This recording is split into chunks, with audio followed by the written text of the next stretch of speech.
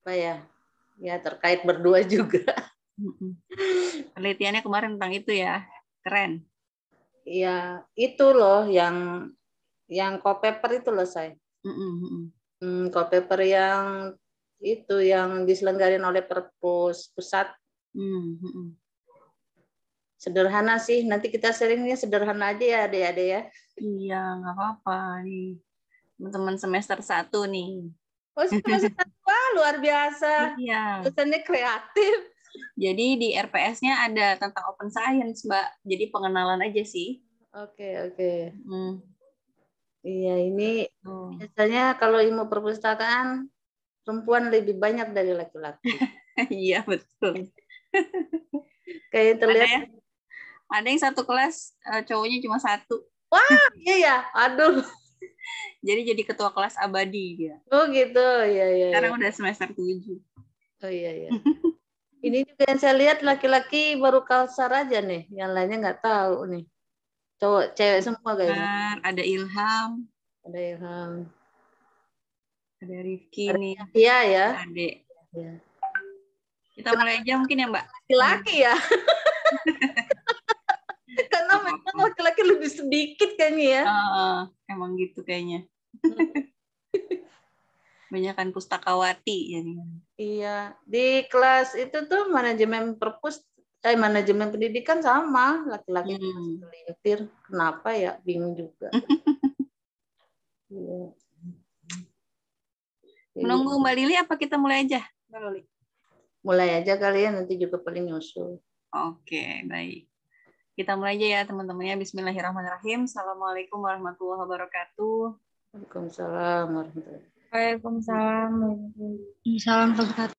Alhamdulillahirrabbilalamin. Wassalatu wassalamu ala asrofil anbiya'i wal mursalin wa ala alihi wa sahbihi ajma'in. Rabbi shrah li sadri wa yassir li amri wa hlul 'uqdatam min lisani yafqahu qawli.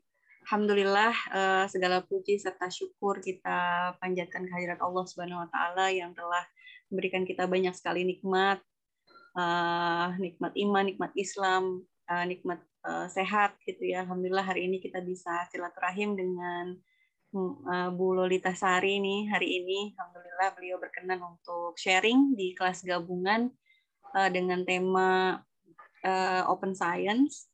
Mudah-mudahan banyak nanti yang bisa kita dapatkan dari beliau sharing-sharingnya. Kita santai aja hari ini ya teman-teman karena udah siang juga. Harusnya tadi kelasnya ada yang pagi ya, kelas 1B. Tapi kita pindah ke siang karena ada penyesuaian jadwal dengan kelas 1A. Baik, salam serta salam kita sampaikan kepada kecintaan kita, teladan kita Rasulullah SAW, pada keluarga beliau, para sahabat, tabi'in salafus soleh, dan juga pengikut beliau tetap istiqomah menjalankan sunnah dan risalah beliau hingga hari ini. Dan mudah-mudahan teman-teman kita yang hadir di sini akan mendapatkan syafaat dari beliau, insya Allah ya mudah-mudahan, karena kita sedang menjalankan salah satu sunnah beliau yaitu menimba ilmu, insya Allah ya. Baik, kita buka pertemuan hari ini dengan sama-sama membaca Al-Fatihah. A'udzubillahiminasyaitonirrajim. Bismillahirrahmanirrahim. Alhamdulillahirabbil alamin, arrahmanirrahim, maliki yaumiddin. Iyyaka na'budu wa iyyaka nasta'in. Ihdinas siratal mustaqim. Siratal ladzina an'amta 'alaihim ghairil maghdubi 'alaihim waladdallin. Amin. Mudah-mudahan kita semua pada hari ini dilimpahi keberkahan mudah-mudahan ya. Dan juga Mbak Loli mudah-mudahan semakin sehat. Insya Allah.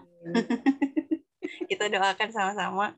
Baik, langsung saja teman-teman mohon on cam yang belum on cam. Nanti jangan lupa juga absen di GCR presensi 1 dan presensi 2 di GCR masing-masing kelas ya. Oke, sebelum kita ke Bu Lolita Sari, saya akan memperkenalkan sedikit.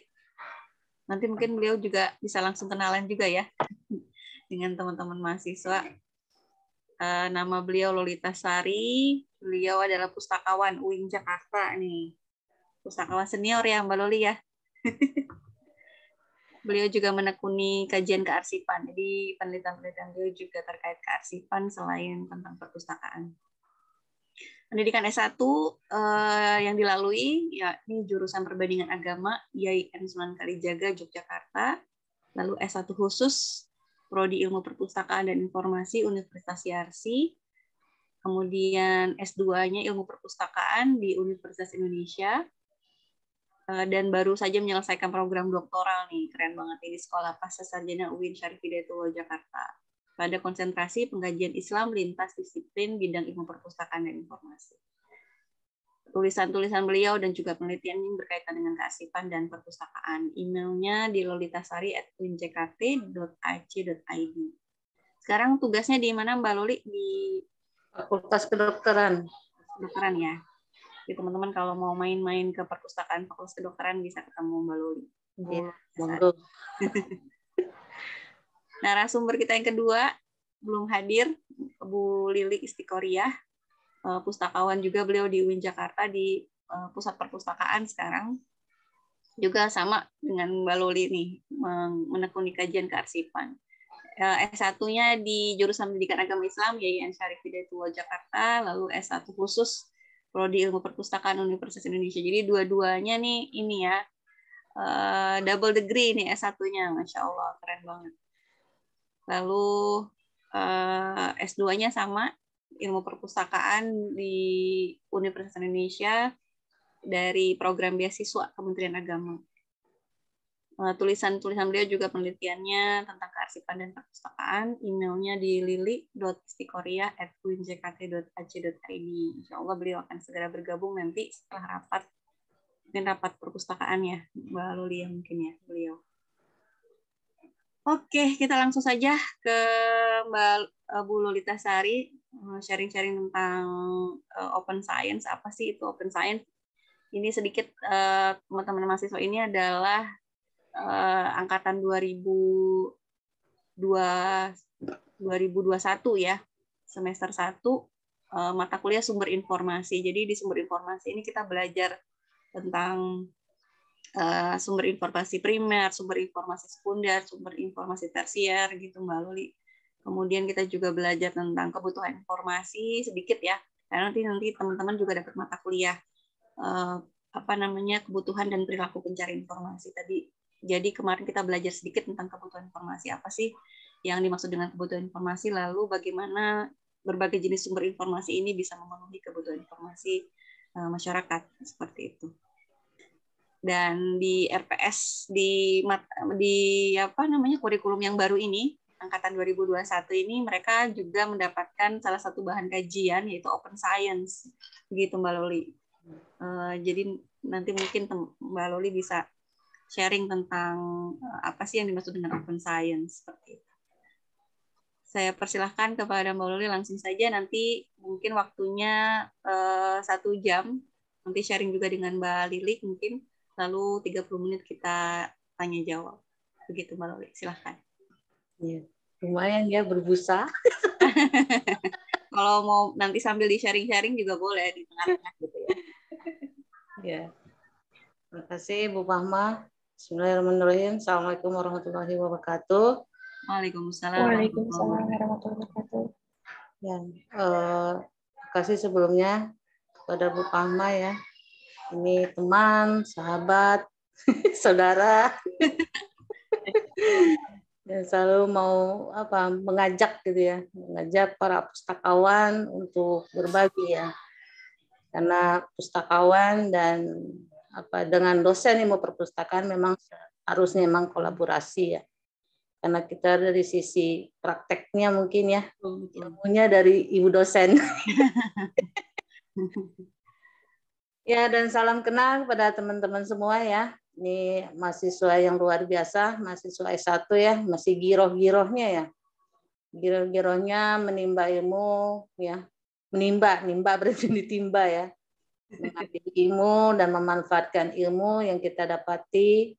Dan semoga juga nanti walaupun kita semester 1 ya, bisa juga nanti sharing-sharing ke kita gitu kan ya, karena memang berkaitan ilmu perpustakaan itu sampai saat ini memang bukan dibilang masih langka sih, masih sangat dibutuhkan gitu ya, masih sangat dibutuhkan, apalagi sekarang kan lembaga informasi itu udah menyebar luas gitu ya, bukan hanya di perpustakaan perguruan tinggi saja, terus kemudian sekolah gitu kan ya, tapi juga bisa aja di masyarakat di sekitar kita gitu, misalnya misalnya masjid gitu ya, perpustakaan masjid.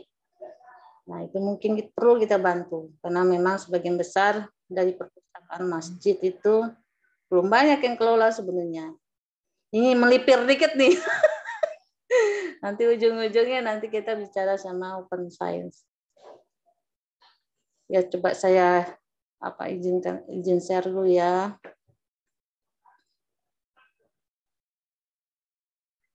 Kelihatan ya?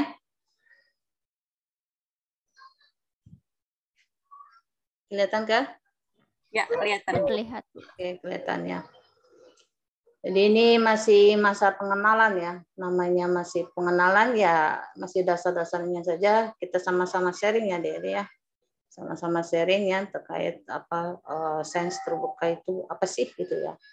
Tapi saya rasa sebagian besar dari Anda semua itu udah banyak mungkin mendengar ada itu namanya sains terbuka, ada yang namanya ada namanya sains tertutup ya. Jadi kan lawannya sains terbuka adalah tertutup ya, terbuka dan tertutup gitu ya.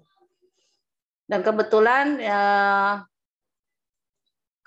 sekali, saya nggak bisa bergeser ya. Nah, kebetulan sekali memang waktu itu tadi kan di awal ya udah Ibu dibicarakan juga ya. Waktu tahun 2000 berapa? 2017 apa 18 kalau nggak salah saya juga lupa. 2018 lah ya. Itu ada namanya call paper ya. Call paper terkait open science. Nah, saat itu hingga sampai saat ini masih didengung-dengungin gitu ya. Didengung-dengungkan gitu open science apa sih gitu kan. Karena selama ini yang kita selalu dengar adalah open access. Sama nggak sih antara open science dengan open access gitu ya? Nanti Ibu tanya nih, tunggu nanti di akhir nih, sama nggak sih ya open science dan open access? Kalau ada dari mahasiswa pasti udah sering dengar ya, apalagi kita di bidang kita ilmu perpustakaan gitu pasti hal seperti ini ya sudah seharusnya sudah tidak asing lagi. Nah kemudian dalam lomba call paper tadi ya. Nyoba sebenarnya saya sama teman saya nih namanya Bu Lilik Istihoria nyoba ya namanya nyoba gitu ya dapat alhamdulillah nggak apa-apa gitu kan ya nyoba untuk ngikutin call paper. Jadi Anda nih semua nih harus wajib juga ya mahasiswa itu kan salah satu tugasnya kan nulis kan ya kan. Jangan merasa kita masih semester 1 antar aja nunggu semester 3 nunggu semester 5 semester udah keburu selesai enggak. Dari sekarang kita harus mulai belajar menulis. Apalagi kan udah belajar tadi ya sumber informasi ya. Berarti banyak ya untuk menggali informasi yang ada di sekitar kita. Nah, lolos. Nah, di situlah baru kita berusaha memahami apa itu open science. Nah, ini judulnya waktu kita call paper itu adalah tentang fairness and expectancy of UIN Syarif Hidayatullah Jakarta Research. Artinya bahwa open science tantangan dan ketakutan ya. Tantangan dan ketakutan. Ada tantangannya ternyata. Oh iya, tantangannya nggak mudah. Seseorang itu membuka sesuatu itu seseorang itu terbuka. Ya tantangannya dan hambatannya tentu aja hambatan jelas ada dan ketakutannya jelas ada.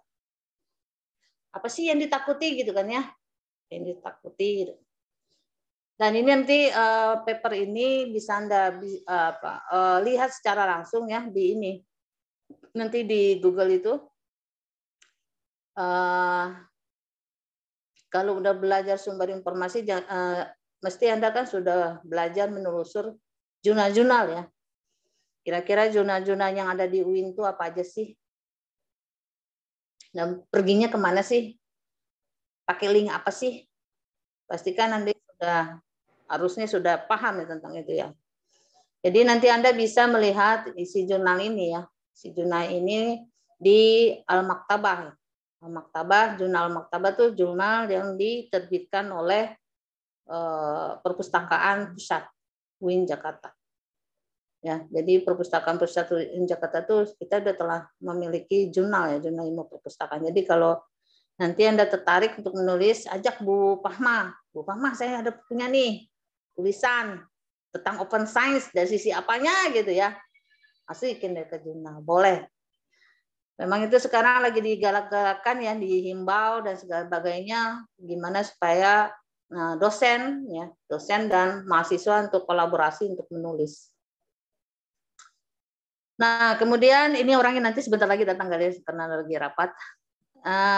Oh iya, saya Lolita Sari ya. Saya pustakawan ya, Fakultas Kedokteran. Kan Anda tahu sendiri ya, mungkin di UIN itu kan ada 12 fakultas ya, salah satunya adalah Fakultas Kedokteran. Nah, saya di situ. Nah, tiap fakultas itu ada namanya perpustakaan ya. Jadi misalnya nanti ada mata kuliah apa gitu misalnya di semester berapa, pasti Anda nanti ada tugas mungkin ya. Berkunjung ke perpustakaan, silakan aja nanti misalnya mau berkunjung ke perpustakaan Fakultas Kedokteran, monggo aja. Dan Ibu Lilik Historia ini adalah pustakaan pusat ya, pustakaan pusat. Ini apa namanya? Jadi itu di perpustakaan kita itu ada perpustakaan pusat dan ada perpustakaan fakultas. Nah, yang Bu Lilik ini ada di perpustakaan pusat. Mungkin waktu apa kemarin tuh literasi informasi mungkin di antara Anda ada yang ikut. Nah, itu mungkin ya sudah kenal mungkin sama Bu Lilik. Nah, kita mulai ya. Isu-isu apa aja sih yang terkait dengan open science? Ini belum memahami pengertian dulu ya, isu-isu dulu.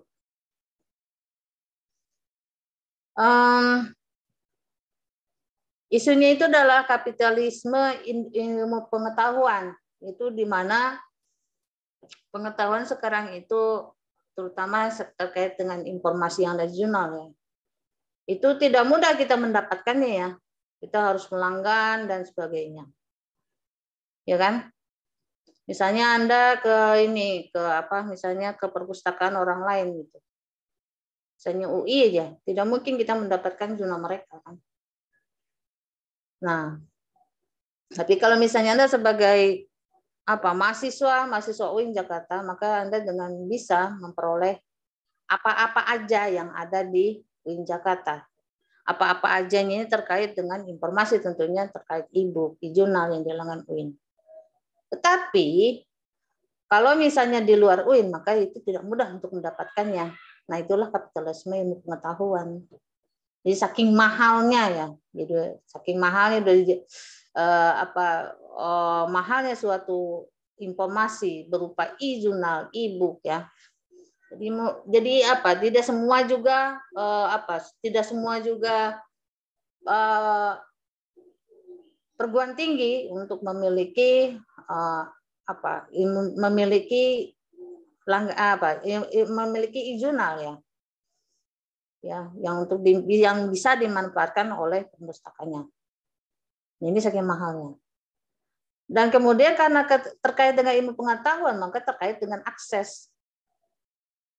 Ya kan? Untuk memperoleh e-jurnal, e-book dan sebagainya yang sudah dilanggan oleh suatu perguruan tinggi atau suatu lembaga, itu aksesnya, itu yang mahalnya adalah aksesnya sebenarnya. Ya, aksesnya. Kalau yang nulisnya mungkin jangan-jangan nggak dibayar. Tetapi untuk memperoleh setelah dia terbit di suatu jurnal, bisa jadi mahal. Makanya yang membuat mahal sebuah jurnal itu adalah aksesnya. Ya. Mungkin Anda bertanya, saya mudah Bu mendapatkan misalnya jurnal, banyak kok di Google. Tapi belum tentu itu yang kita butuhkan kan. Berarti kan Google itu sampah kan gitu ya. Kecuali kalau kita mencari dengan cepat, tepat ya. Nah, belum tentu yang ada di Google itu yang kita butuhkan. Nah, kemudian ada dari beberapa perguruan tinggi membuat satu kesepakatan bagaimana supaya jurnal-jurnal ini yang sangat mahal tersebut ya, itu bisa di-openkan, bisa diakses buka, di-openkan. Nah, itu makanya waktu itu saat itu tahun 2003 kalau salah sudah ada deklarasi tentang Budapest ya, bahwa untuk semangat akses terbuka ini harus didengungkan di setiap di setiap lembaga, di setiap khususnya perguruan tinggi ya, yang betul-betul membuat mendistribusikan atau sebagai pabriknya ilmu pengetahuan ibaratnya seperti itu. Harus ada membuat suatu semangat akses terbuka. Nah, salah satunya yang membuat akses terbuka itu ya termasuk salah satunya ya UIN Jakarta ini. UIN Jakarta ini dia udah memiliki semangat akses terbuka. Ini baru akses ya, baru akses. Jadi nanti ada namanya open science, adanya open access. Ini saya Ibu masih bicara tentang open access ya. Nah, kalau UIN Jakarta ini semangat open access-nya itu dimulai dari adanya keterbukaan terhadap terhadap karya ilmiah. Apa itu karya ilmiah? Karya ilmiah yang ada di repositori, skripsi, tesis, disertasi. Nah, itu akses terbuka. Artinya dibuka di mana, Bu? Artinya dibuka adalah bahwa skripsi itu bisa di-download, dinikmati, dibaca kapanpun, dimanapun, dan siapapun. Itu akses terbuka. Nah, kalau misalnya repositori tersebut, repositori paham ya? Insya Allah ya. Wadahnya penyimpanan karya ilmiah, itu repositori. Kalau misalnya repositori tersebut tidak open access, maka dia tidak bisa disebut dengan open access. Nah, tidak mudah ini, Dek. Tidak mudah untuk menggerakkan open access itu di kalangan kita sendiri, deh. Nggak mudah. Itu berproses. Dalam hal ini pihak perpustakaan ya, perpustakaan pusat ya khususnya. Kalau fakultas kan cuma penunjang aja sih. Penunjang gitu, jadi curcol ya. Terutama ini perpustakaan pusat, dia sangat berperan besar untuk memberi semangat untuk memberi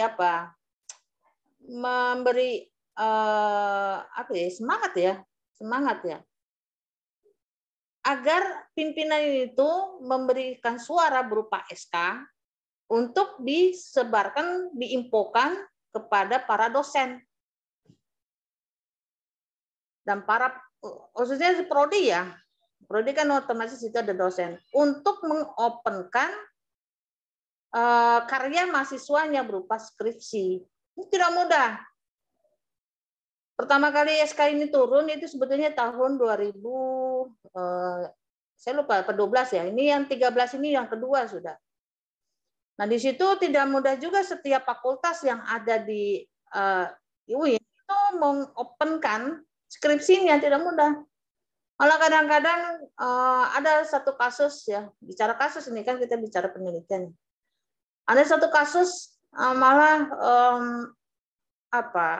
pustakawannya diomelin gitu ya, diomelin gitu. Kenapa kok skripsi si mahasiswa A gitu loh diopenkan, itu kan berbahaya, bisa dicuri dan sebagainya. Nah, itu tantangannya kan berarti itu. Tantangan bagi pustakawan untuk menjelaskan.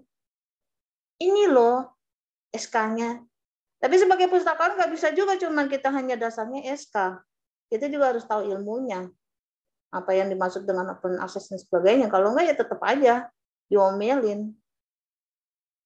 Ya kan, karena merasa dosen itu ya dia capek membimbing dan sebagainya, dan mahasiswanya juga takut, khawatir ditiru dan sebagainya, sehingga ya banyak khawatiran. Sehingga tahun 2013 itu belum banyak juga skripsi mahasiswa itu di open access kan. Ini penelitian ini kita nggak bicara orang lain ya, tidak bicara tentang orang lain, lembaga lain maksudnya, tetapi lembaga kita sendiri gitu ya. Dan kemudian karena ada pergantian rektor dan sebagainya ya. Nah, kemudian karena juga banyak juga yang tidak mengindahkan ya. Mengindahkan maksudnya menuruti ya. Kebijakan yang SK itu yang 2013 itu, dan kemudian banyaknya keluhan-keluhan juga dari para pustakawan terkait apa ya, banyak yang komplain ibaratnya para dosen karena karya mahasiswanya diopenkan, maka dikuatkan lagi dengan SK yang baru. Oh, kenapa sih Bu, emang SK yang lama nggak bisa berlaku? Bisa berlaku, tetapi kan karena rektornya ganti maka harus lebih baik, itulah SK yang terbaru didasari dengan SK yang lama. Nah, padahal di SK yang baru itu udah jelas ya, SK rektor sekian-sekian tentang repositori dan akses terbuka. Ini kan bahasa Indonesianya akses terbuka, open access ya. Dan kemudian SK yang kedua lebih kepada wadahnya. Lebih kepada wadahnya. Wadahnya apa? Institusional repositori UIN JKT. Sebelum lanjut, Ibu ingin tanya nih, tahu nggak sih institusional repositori UIN JKT ini, Anda ini masih semester 1 kan? Tahu nggak sih? Hal konten nggak sih, Bu? Yes, benar. Udah pernah buka belum? Pernah baca artikel jurnal dari UIN Sunan Kalijaga. Oh, oke. Oke. Bagus. Berarti Anda pembaca. Boleh nanti jadi penulis. Ya, tapi Ibu pengen tahu nih, ada nggak yang udah pernah membuka repositori UIN? Sudah, Bu. Sudah? Isinya apa? Kalau isinya banyak artikel jurnalnya gitu sih, Bu, sama jurnalnya juga. Cuman lebih sering pakai lebih spesifik cari jurnalnya Al-Maktabah itu karena kan emang ilmu perpusat. Oh, oke. Ya memang di repositori itu memang ada jurnal ada terhimpun juga jurnal, cuman tidak sebagai wadahnya Al-Maktabah. Coba kalau misalnya pernah buka repositori UIN, warnanya apa? Jadi ingat waktu ujian. Warnanya apa, Dek? Surya?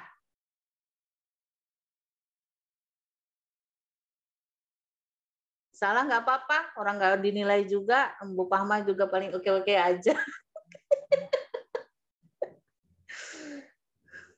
Apa, Dek? Warnanya? Biru, Bu, biru. Hah? Biru. Hijau biru, Bu. Hijau biru, ya. Biru. Itu nebak atau gimana? karena benderanya ini biru gitu, jadi itunya biru gitu ya. Nebak atau bukan? Ada benarnya, biru, ada benarnya. Oke, tapi di situ ada 2 warna ternyata, bukan 1 warna. Ayo, apa? Hijau, Bu. Hijau. Salah. Berarti belum buka ini. Aduh.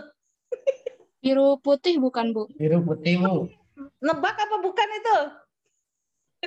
Baru aja Bu dibuka. Oh, baru aja dibuka. Ibu malah lupa warnanya. Biru putih emang? Setahu Ibu emang biru kuning.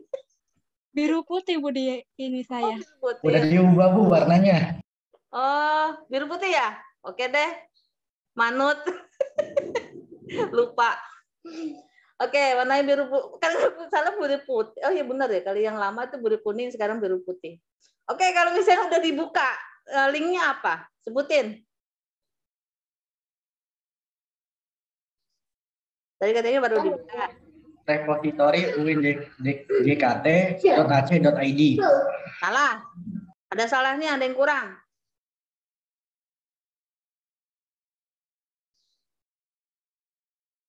Ayo, udah bener, cuman salah. Bener tapi salah gimana ya? Ada yang kurang? Apa ya?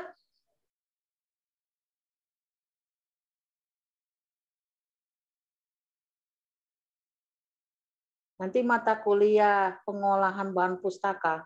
Saya punya dosen, Masya Allah. Telitinya minta ampun. Titik koma pun disebutin nama dia. Ayo yang kurang apa? Itu udah ada kata kunci dari Ibu tuh. Ini Bu, tadi kurang di repository.winjkt.ac.id. Pinter, Nurwadah ya. Nurwaidah. Hah? Nurwaidah.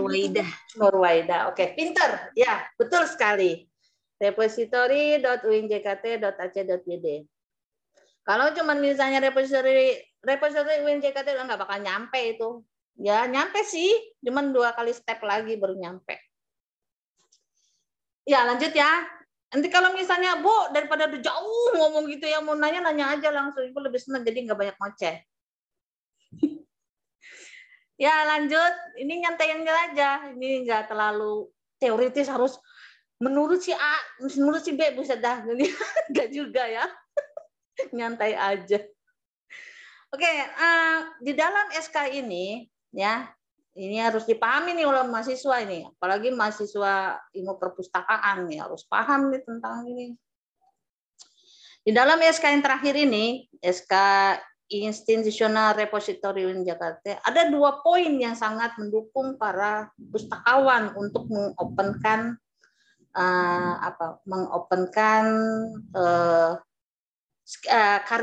karya mahasiswa. Jadi sebenarnya semangat itu pustakawannya. Kalau dosennya masih mikir-mikir kadang-kadang, aduh, diopenin nggak sih ya? Aduh, jangan ah, aduh, jadi aduh gitu. Tapi justru yang semangat itu pustakawannya, karena ya itu pustakawan kan sumber informasi ya, sumber informasi dia harus berbagi ya. Padahal ada informasi-informasi yang nggak boleh juga dibuka ya. Ya tapi ya karena semangat pustakawan tuh open ya. Jadi ya itu semangatnya selalu udahlah openkan saja itu biar berkah ilmunya ya kan, biar intinya kan gitu ya berberkah ilmunya gitu, dibaca dengan lain dan sebagainya. Nah poin yang pertama adalah mewajibkan kepada seluruh sivitas akademika untuk melakukan unggah mandiri self archiving ya, bahasa Inggrisnya jelek. Setiap karya intelektual institusi yang dihasilkan ke dalam laman ya, bukan laman IR Institutional Repository in Jakarta. Jadi ini namanya bahasanya udah wajib ya, wajib. Seluruh sivitas, mahasiswa sivitas bukan? Iya. Mahasiswa kan SIVA kan? Dosen SIVA bukan? Dosen SIVA bukan? Iya. Masih tinggal jawab iya dengan tidak aja lama sih. Ya, seluruh SIVA ya, baik dosen maupun mahasiswa untuk melakukan unggah mandiri self archiving. Artinya apa? Kalau misalnya itu mahasiswa, berarti itu skripsi, tesis, disertasi yang dihasilkan oleh mahasiswa. Kalau misalnya dosen, berarti karya-karya dosen yang ada di setiap jurnal yang dia terbit sebaiknya, padahal wajib ya, sebaiknya diletakkan atau disimpan di repositori. Untuk apa, Bu? Itu kan udah jelas. Self archiving artinya menyimpan secara pribadi langsung. Ini penyimpanan sebenarnya repositori ini. Dia sebagai penyimpanan karya intelektual. Nah, kalau kita untuk melihat suatu lembaga pendidikan aktif atau tidaknya sifatnya, maka lihat aja reponya.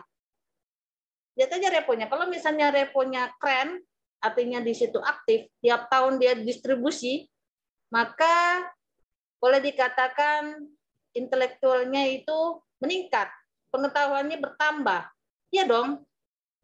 Setiap hasil yang dihasilkan setiap penelitian yang dihasilkan oleh mahasiswa pasti kan memberikan kontribusi lebih, memberikan kontribusi penambahan ilmu ya terhadap institusinya.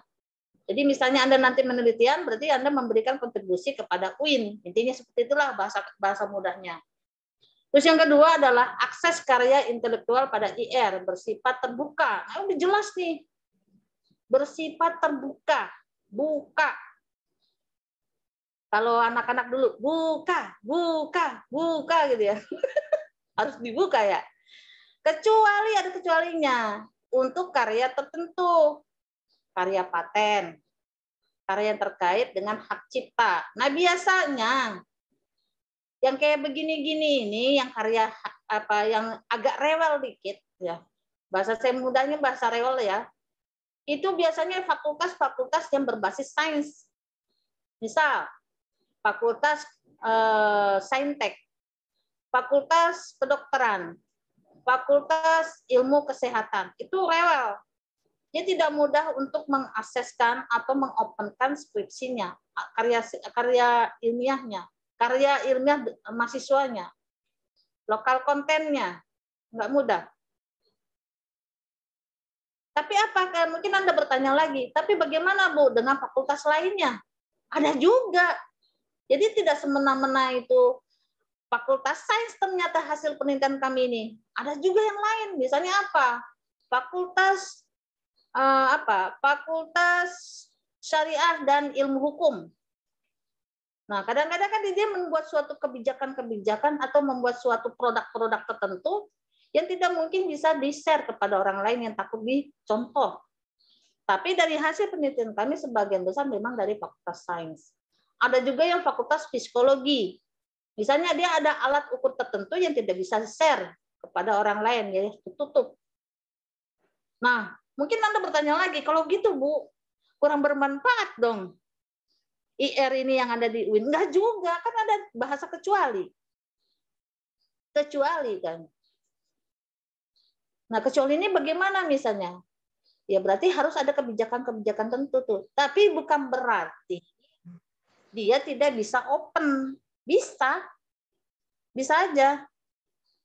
Kalau misalnya untuk misalnya penelitian, bisa aja. Boleh. Dengan tentu saja ada surat izinnya dan sebagainya. Tapi jujur aja saya sebagai pustakawan, ya, jujur aja saya sebagai pustakawan belum pernah juga lihat gimana sih karya patennya yang terkait dengan hak cipta itu belum pernah juga tahu. Karena memang itu tadi mungkin karena belum pernah dilaporkan ya. Jadi ini bagus nih Mbak Fama sebenarnya Bu Fama dijadikan penelitian ya. Gimana sih ya terkait hak cipta itu kan gitu ya. Kayaknya belum ada itu. Yang ada kan penelitian berkaitan dengan apakah repositori mudah diakses, ya kan? Di mana? Apakah pernah error? Cuma itu aja kan. Tapi kalau yang terkait karya-karya yang lainnya yang betul-betul yang terkecualinya belum ada kayaknya yang meneliti. Jadi mungkin nanti jangan-jangan nanti di antara Anda nanti di semester 6 misalnya Anda tertarik dengan ini ya silakan diteliti. Kita mah senang-senang aja ya tinggal membacanya ya Bu Pama ya. Iya. Ini Bu Lilik mana ya? Gue pelan-pelan ini. Nggak apa-apa nanti Mbak Lili melengkapi aja Mbak Lili. Oke, terus kemudian karena ini hasil penelitian maka kita juga harus beranjak dari penelitian terdahulu, ya kan? Misalnya kita menulis suatu karya ilmiah, nggak bisa kita hanya berdasarkan hasil penelitian kita sendiri. Kita harus berpijak kepada penelitian yang lain, ya kan? Kita harus menguatkan penelitian yang lain. Untuk menguatkan penelitian kita sendiri, kita harus jadi belajar matlet ini. Jadi gitu ya. Jadi kita juga kami berdua kan saking waktu itu ya, kalau sekarang mungkin udah banyak ya yang bahas tentang tentang sains, open science udah banyak. Kita baca gitu ya. Dan ini masih bahas open science ya, masih bahas open access ya, belum open science ini. Ini hasil reviewnya, pijakan kita untuk menulis ini adalah karena terkait dengan UIN ya. Ada salah satu penelitian yang dilakukan oleh Nurul Hayati. Ada yang kenal?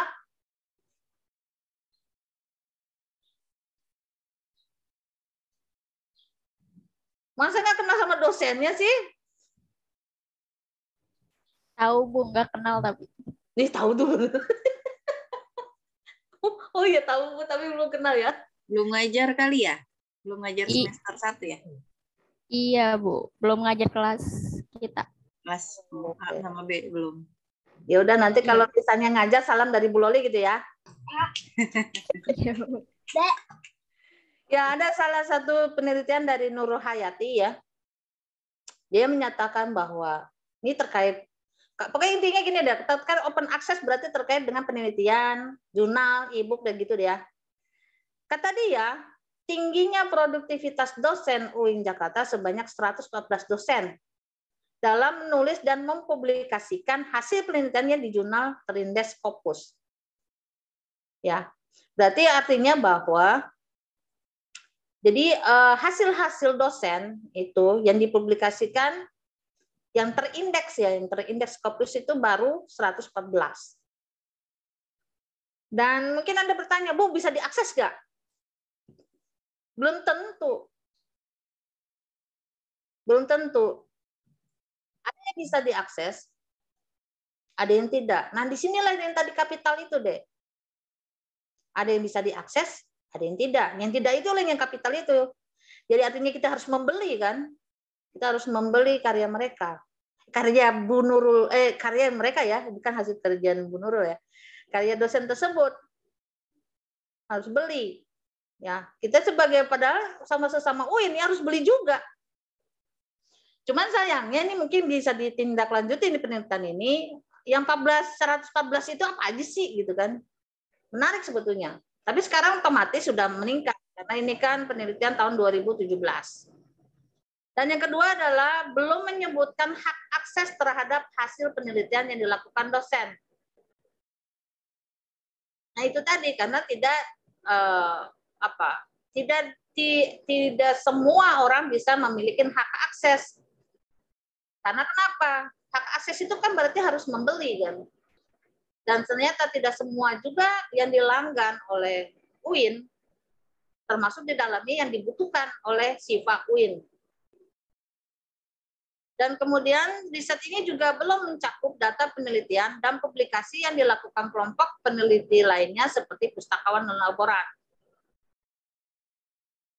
Artinya penelitian ini masih bisa dikembangkan mungkin untuk para pustakawan dan laboran. Jadi ini baru para dosen aja. Kenapa kami ya, saya dengan Bu Lilik ya, mengacu kepada, bukan mengacu ya,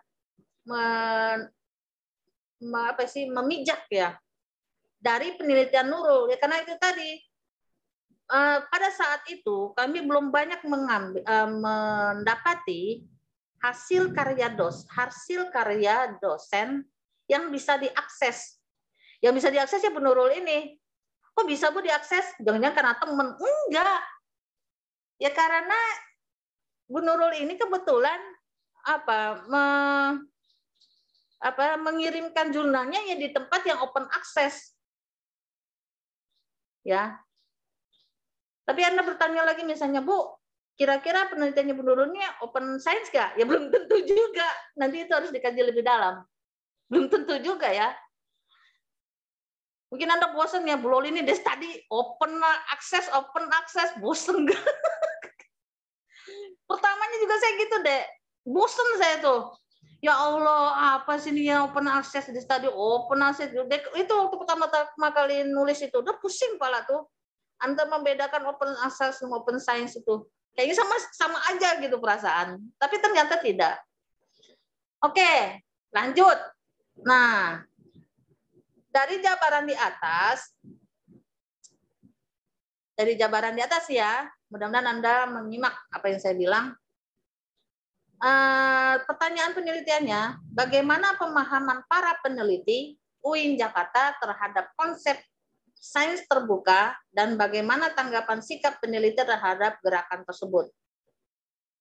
Nah ini nanti habis acara ini ya, webinar ini boleh juga nanti kita buat tulisan nih Bu Pahma. Bagaimana tanggapan para mahasiswa mendengar open access dan open science? Aduh. Dan teorinya, ini teori ya, tadi kan landasan penelitian ya.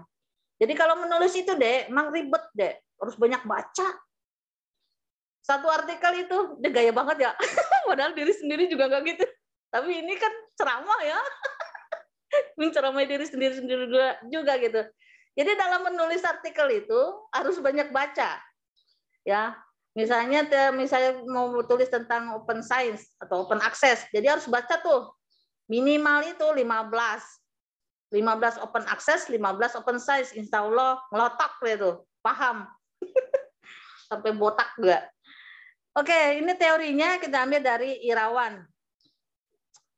Dia itu menulis bahwa open science itu membuat ilmu lebih terbuka, transparan, inklusif untuk semua, terbuka. Jadi membuat itu ilmu itu terbuka. Emang selama ini belum terbuka, Bu? Belum. Perasaan aja terbuka, padahal belum sebenarnya. Transparan. Emangnya transparan, Bu? Ya iya kudunya. Tapi apa iya semua orang bisa transparan? Belum tentu. Ya. Masih bingung juga ya? Bingung, saya juga bingung nih jelasinnya ya. Terus kedua, pemerintah telah merintis Open Government Indonesia. Nah, karena ada booming-boomingnya itu, maka dimulailah pemerintah membuat Open Government Indonesia. Coba nanti Anda lihat di Google ya. Buka aja, klik Open Government Indonesia. Nah, di situ banyak tuh hasil-hasil penelitian yang diopenkan. Jadi Anda berpikir kalau misalnya kita bicara penelitian, jangan hanya berpikir hasil penelitian, tetapi dimulai dari data mentahnya itu. Jadi data mentahnya itu harus diopenkan. Dan kemudian ada Ahmad Zulfikar, ini 2019 dari P3I, Perkumpulan Penggiat Publikasi Indonesia, AIBIR, ASHI. Gimana tulisannya ya? Bacanya nggak ngerti. Gerakan Sains Terbuka di Indonesia dipelopori oleh Khairuddin Kiramang. Ini temannya Bu Pahma ini, kalau nggak salah ya? Khairuddin bukan. Saya juga baru kenal. Ya, Khairuddin Kiramang. Dia booming-boomingin itu. Ayo, para pustakawan, kita gerakan open access. Dulu awal-awal tuh. Saya ikut dulu tuh, tapi dalam grupnya aja. Dia itu dosen ya, dosen ilmu perpustakaan di UIN Alauddin. Saat ini dia S3 di Australia kalau nggak salah. Terus sama Dasapta Erwin, itu dari ITB. Coba Anda lihat deh di YouTube ya, di YouTube bagaimana Dasapta ini memberikan penjelasan terhadap open access. Open science, bukan open access. Lihat di sana. Jadi misalnya contoh kalau misalnya nih, kalau Kiramang saya belum pernah lihat dia bicara gitu ya. Pernah sih webinar gitu, tapi saya tuh kalau otak saya tuh lebih lebih menangkap tuh yang dilihat dibanding membaca. Jadi saya pernah lihat di Dasapta. Jadi setiap dia melakukan suatu seminar, webinar atau penelitian itu dia selalu open selalu dia dimasukin ke YouTube. Dia gerakan pertama itu yang dimulai dari dia itu. Jadi dia apa yang diucap oleh dia itu pasti ada di YouTube. Nah, termasuk juga penelitian-penelitiannya. Tadi saya meragukan tuh awal mulanya. Tapi pas saya perhatikan, ada beberapa yang dibuka memang hasil penelitiannya. Kemudian saya lupa tapi linknya. Kemudian, aktor-aktor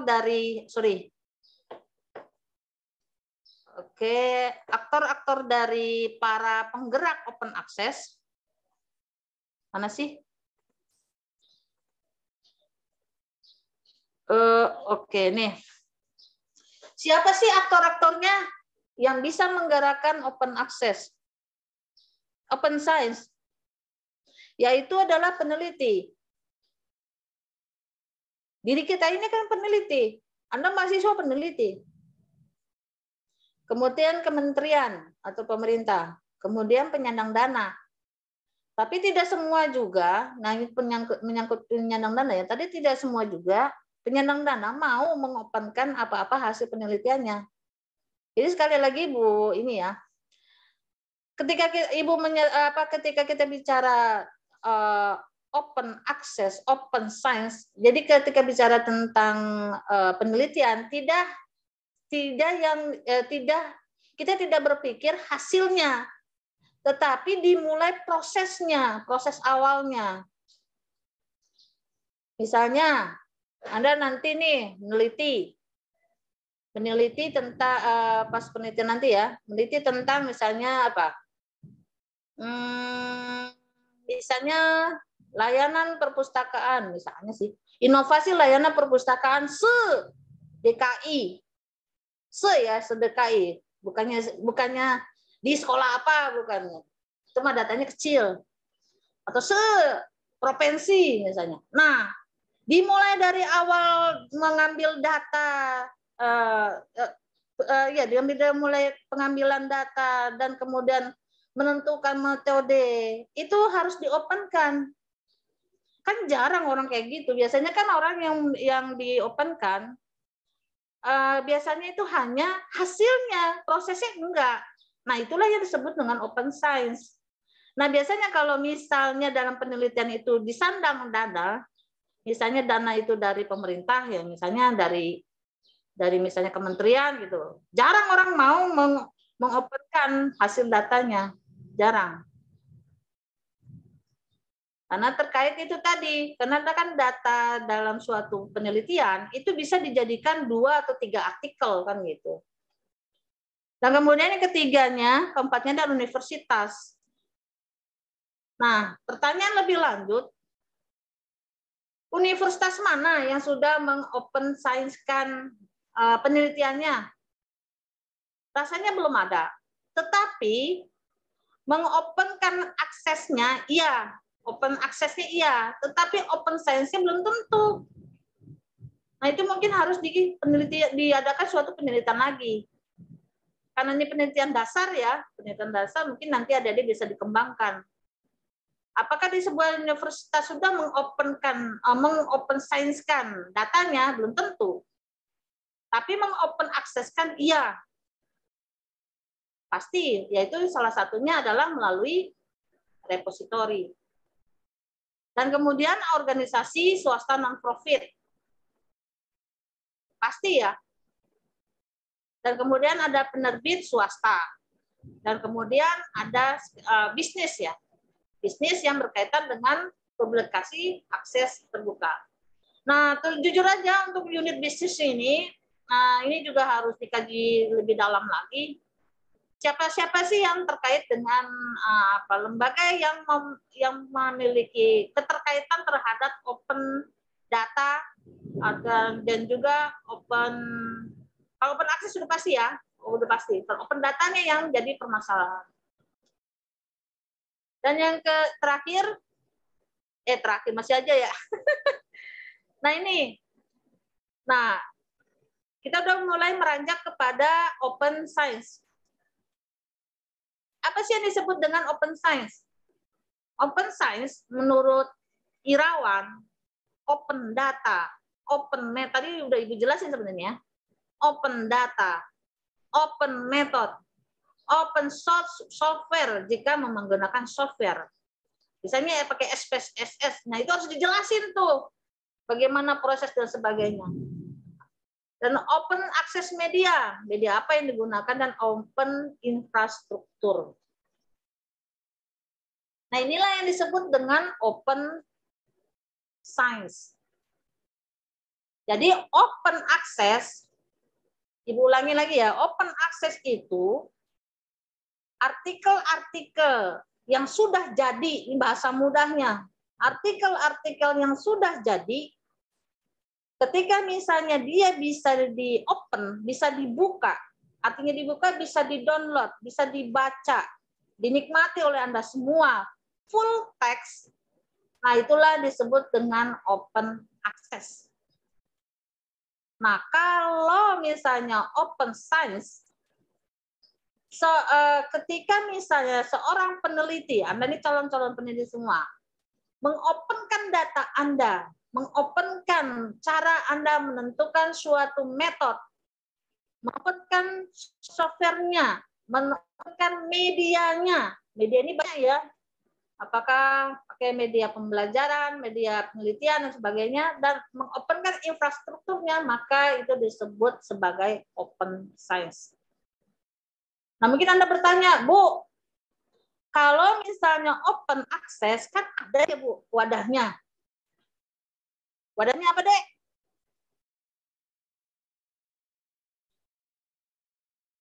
Ayo, apa? Ayo. Repositori. Ih, pintar. Ada senang. Senang, Ibu. Kayak anak TK ya. Supaya nggak bete, maksudnya Ibu ngoceh mulu ya. Pintar banget. Wadahnya adalah repositori. Itu open access. Ya. Nah, kalau misalnya open science, ada nggak Bu wadahnya? Ada. Dan itu baru dikembangkan oleh PDII. Ini berapa sih? PDII LIPI. Baru dikembangkan. Dan sayangnya, mungkin juga perguruan tinggi juga bukan kurang care kali ya. Mungkin perpustakaannya dalam hal ini seharusnya ya. Belum mengembangkan sayapnya untuk ke open science, makanya masih open access. Padahal PDII LIPI itu sudah menyediakan wadahnya untuk untuk menghimpun data penelitian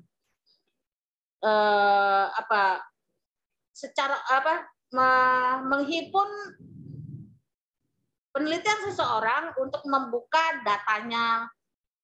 Pokoknya prosesnya dah, proses dalam penelitian itu mereka sudah menyediakan wadahnya. Wadahnya itu, aduh Ibu lupa lagi deh. Sebenarnya bukan lupa, tapi Anda harus mencari. Kan ini dasar. Jadi ini PR ini, Bu Fahma. Bagi mereka nih, cari itu. Kalau tadi kan open access sudah saya kasih kata kunci itu repository. Nah, kalau misalnya open science, harus cari itu. Pokoknya kata kuncinya ada di PDII LIPI. Kalau nggak dapat, jangan kasih A. Siap. Harus dicari ya mahasiswa loh, ya mahasiswa IP loh, wajib tahu. Jadi ketika orang ngomong open science, kecil, gue udah tahu. Ketika orang ngomong misalnya open science, apalagi itu. Kemarin udah dibahas, gampangnya itu. Kan sesuatu ilmu kan gitu. Tadinya nggak paham, tapi kalau udah tahu, kayak gitu ajanya. Tapi bukan berarti sombong, bukan. Kalau saya pribadi memahami ilmu itu saya anggap mudah aja dulu. Kalau misalnya tidak menganggap mudah, pusing kepala tuh, nggak terima di otak gitu. Anggapnya mudah dulu, nanti kan sambil belajar pelan-pelan. Itu sedikit trik ya. Nah, insya Allah nanti biasanya kalau kayak gitu saya cepat nangkap ya, insya Allah lulus. Ada sedikit cerita. Anda nggak bertanya tadi, nggak dikasih kesempatan nanya ya. Tadi waktu S3 dulu kan, pusing banget saya, Dek. Walaupun saya S1-nya Usuluddin, IAIN itu kan IAIN. IAIN itu adalah Institut Agama Islam. Sebelum UIN. Usuluddin lagi. Ya kan pasti udah pakar-pakar ilmu agama gitu kan, buru-buru enggak juga. Nah, ketika memang dilalahnya kenapa, padahal udah menghindar-hindar itu, masuk S2 UI gitu, supaya kelihatan orang umum gitu. Katanya balik lagi ke UIN. Aduh, nasib. Nah, untuk lulus semua mata kuliah yang pusing kepala saya, mungkin di antara Anda ada yang SMA ya. Dulu saya SMA, Dek, tenang aja, pasti insya Allah lulus. Tenang aja. Terus saya bahasa Arab, coba bayangin, ya Allah, akidah akhlak, pusing gitu ya. Terus apa lagi, sejarah kebudayaan Islam, lebih parah itu. nikmati aja gitu. Cuman ya gitu, cuman apa ya? Nah, saya punya tipe nggak tekun amat untuk baca, cuman saya mendengar. Ketika dosen menjelaskan, saya dengar sedengar-dengarnya. Ketika nanti apa soalnya itu, saya apa sih namanya model apa tuh kayak gitu ya. Tapi kalau nah setelah saya paham apa yang dikatakan dosen, nah kemudian saya baru melirik tuh ke buku. Jadi bukan buku dulu yang saya lirik, dosennya dulu saya lirik, kemudian baru saya ke buku. Nggak tahu kalau Anda ya, mungkin kebalikan. Nah ini cuman apa sih? Clue aja. Apa sih? Apa sih? Apa ya namanya? Trik ya, trik untuk menyelesaikan kuliah. Ya, dari itu semua ini udah tinggal berapa nih kesimpulan nih. Entah tinggal tanya jawab. Yang jawab nanti Bu Fahma. Karena Bu Fahma diam-diam dia ahlinya open science tahu. Makanya sebetulnya saya malu ini sama Bu Fahma. Ya itulah orang berbagi ya. Ya namanya plus minus lah ya. Oke, kesimpulan dari penelitian ini bahwa dapat dikatakan ini kesimpulan dari penelitian ya, bukan kesimpulan bukan kesimpulan makna ya, bukan. Jadi kesimpulan dari penelitian ini bahwa istilah sains terbuka itu sama dengan akses terbuka. Artinya apa? Bahwa para dosen di UIN ya, sebagian besar nih saya ngomong UIN terus karena penelitian UIN menganggap bahwa sains terbuka itu sama dengan akses terbuka, padahal kan beda. Ya kan? Saya tanya lagi nih, Bu tanya nih apa bedanya coba. Mereka menganggap sama. Jadi ketika ditanya, Ibu tahu tentang sains terbuka dan akses terbuka? Saya tahu. Saya kan meletakkan hasil penelitian saya di Akademi Edu gitu. Padahal kan Akademi Edu kan itu wadahnya untuk artikel juga kan. Ya, bukan menyimpan hasil dari awal prosesnya, enggak juga kan. Mana berani ditaruh di Akademi Edu. Ya kan? Jadi sebagian besar gitu mereka menyamakan, padahal kan sesungguhnya tidak. Dan kemudian umumnya peneliti tidak setuju. Nah ini untuk menjawab pertanyaan ya, perumusan masalah di atas.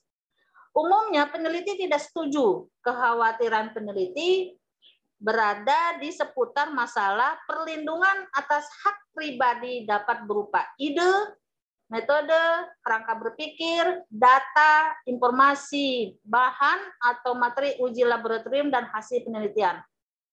Artinya dia sangat khawatir tuh terhadap data-data tersebut yang harus di open science-kan. Dan ternyata memang yang paling khawatir, kebalikan lagi, yang paling khawatir untuk di-open-kan semua itu, open science, itu adalah dosen-dosen fakultas sosial. Bukan dosen-dosen fakultas umum. Umum tuh di sini kan umum itu fakultas ilmu kesehatan, fakultas ilmu kedokteran, fakultas sains dan teknologi. Itu mereka nggak khawatir tuh datanya ditaruh gitu misalnya, nggak khawatir. Itu karena sebagian mereka sudah paham akan aturan-aturan itu. Ya. Nah, sementara yang humaniora, nah itu lebih kepada secure terhadap datanya itu sangat ketat. Nah, kenapanya? Nah, itu harus diteliti lebih lanjut. Nanti ditanya Bu Fahma. Dari sekarang aja saya jawab. Nah, kemudian yang ketiga, faktor regulasi atau kebijakan lembaga atau perguruan tinggi dan komitmen bersama. Artinya, belum ada regulasi dari lembaga, UIN sendiri belum ada. Ya wajar mereka takut. Jadi nggak bisa disalahkan dosen juga kenapa takut. Wajar. Nah, makanya saya langsung sebagai peneliti berpikir lagi tadi waktu itu, oh kalau gitu, kalau ada benar mungkin karena saya orang humaniora juga gitu mungkin ya. oh ya juga benar juga yang nggak ada regulasi, nanti bagaimana? Sementara kenapa? Yang jadi pertanyaan lanjutnya sebetulnya, kenapa kok orang sains itu lebih percaya walaupun belum ada regulasi, gitu. Tapi kan kalau dikaji lebih lanjut, diteliti lebih lanjut, jangan-jangan dia cuma ngomong doang, omong di mulut doang, jangan-jangan ya sama aja dengan kita kan, isudon ya, nggak boleh ya. Nah itu yang harus dikaji lebih lanjut ya. Dan yang selanjutnya harapan. Regulasi dan kebijakan yang lengkap. Ini diharapkan oleh setiap siswa, terutama dosen.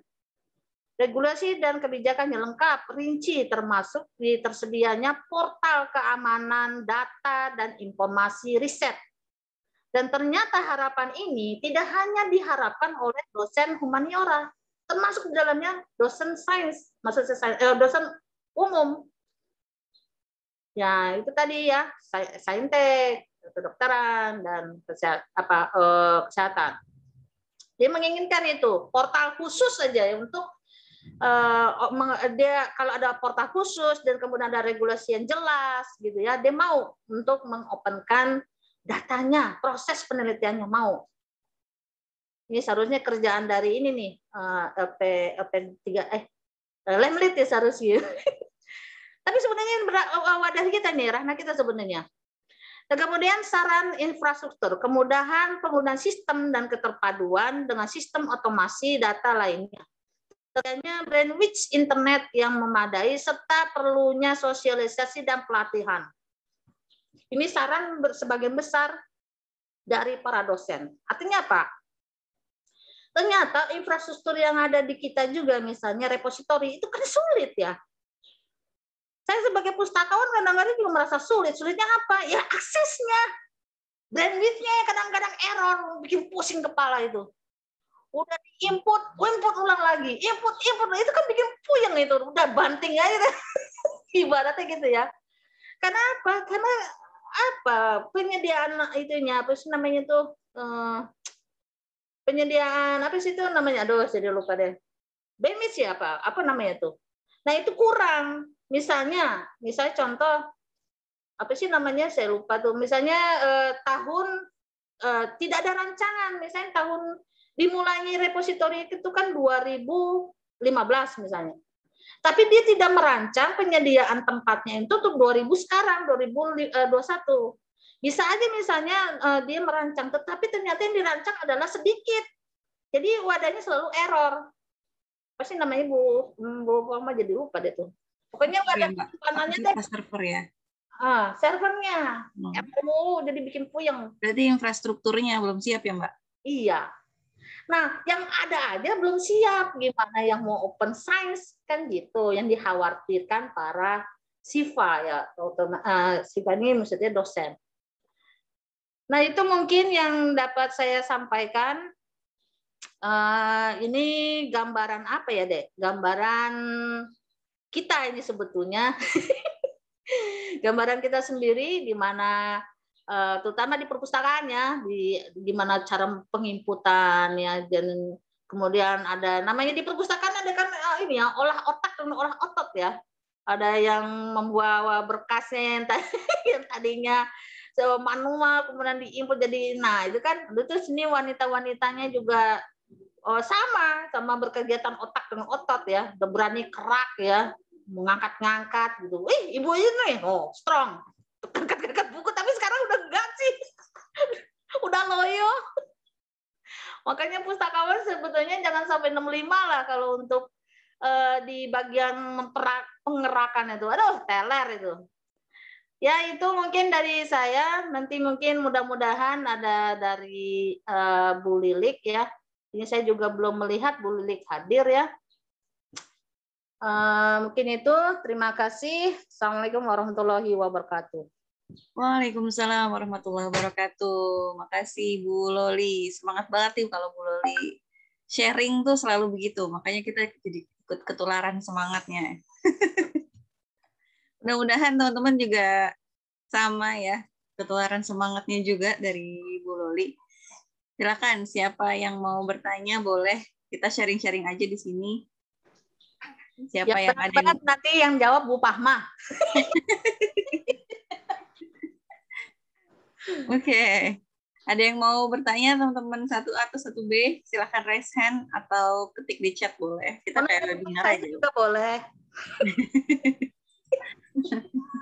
Langsung ini ya. Bertanya, Bu, kok dari S1 IAIN kok gujuk-gujuk tiba-tiba kok S2 ilmu perpus? Ya boleh. Oh iya.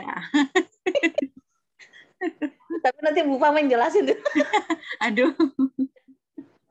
Boleh nanya pribadi soalnya Mbak Bu Loli kan pustakawan, sumber informasi juga kan ya. Jadi boleh silakan. Ayo, ini seru banget nih sebenarnya ya. Isu open science ini tadi dibuka sama Bu Loli. Isunya banyak ya tadi isunya. Dan ternyata ini udah lama ya Bu Loli ya, isu tentang open science ini dari 2000 berapa ya, 2011-an mungkin ya Mbak Loli ya? Ya, 2012-an lah ya. Itu sudah ramai dibahas, tapi mungkin di Indonesia kita masih pelan-pelan ya langkah-langkahnya, karena tadi ketakutan tadi itu.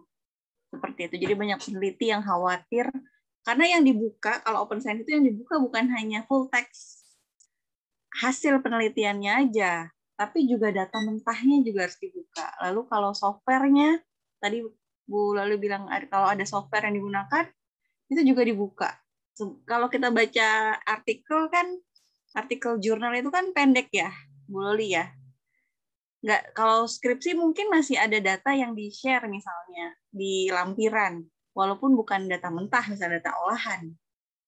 Tapi kalau artikel jurnal itu sangat terbatas kan, jadi isu ini menjadi hangat dibicarakan karena mungkin kita sebagai peneliti juga kadang-kadang berpikir ya, Bu Loli, kalau kita meneliti lalu kita munculkan hasilnya di jurnal, lalu membuktikan apakah ini datanya benar atau enggak, datanya betul-betul ada atau tidak, kita betul-betul wawancara atau enggak, atau kita betul-betul ngambil data kuesioner itu apa adanya atau tidak, kan tidak bisa dibuktikan, gitu kan ya.